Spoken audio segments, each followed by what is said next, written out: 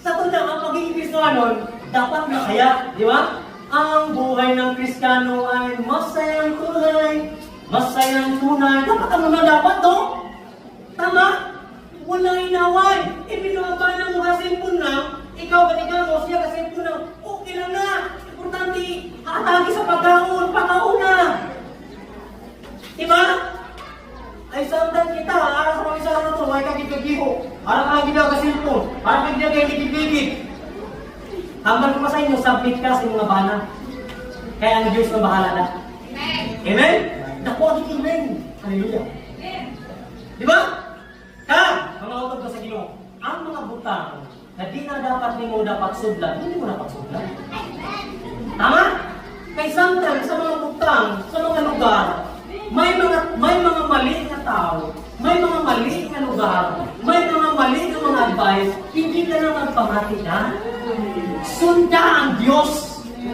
Amen? Kaya sometimes ito, hindi pastor, amo niya dapat. Amo niya din ang sundin ko. Hindi sis, amo niya, hindi kami. Tama? Sometimes kita, ginatuluan, pero ginadecline pa na ito. Hindi pastor, wala ka kabalo, pastor, sana, di ka sa ako na kabuhi. Wala ka din ikabalo, na sa inyo nagpabalo sa imo. Natama ng drama, oy. Ha? Natapos na ang drama. Arita sa konklusyon. Di ba? Sometimes sa mga tao mahigi na, hibian pa na ito, hindi na dapat atong supos na hibian. May mga tao nga, kinarikul pa sa itong pamisahon, hindi na dapat pagrikulun.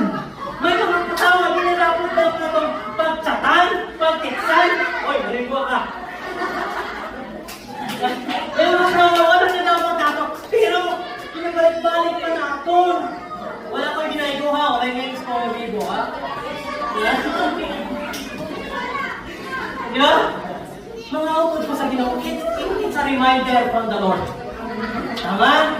Sometimes may mga tao, piling na pamayo, hindi na mayo. Kaya may tao na, nag-aalay sa Ginoo para sa inyo. Tama? Tama ko rin sa inyo, sometimes you need to sacrifice even to yourself. You need to sacrifice. Tama? I-sacrifice mo dapat ang dapat mong i-sacrifice. Pag makita mo na ang sakripisyo mo, dira makita mo ang pagdihok sa Ginoo sa iyong mga tao. Tama?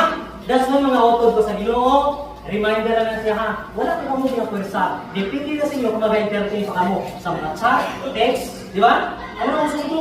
Dating apps? Depende na sa inyo. But it's a reminder from the Lord, this is from the Lord. Mag-focus ka kung sino ang tao o pamilya na ara na sa imo ato din.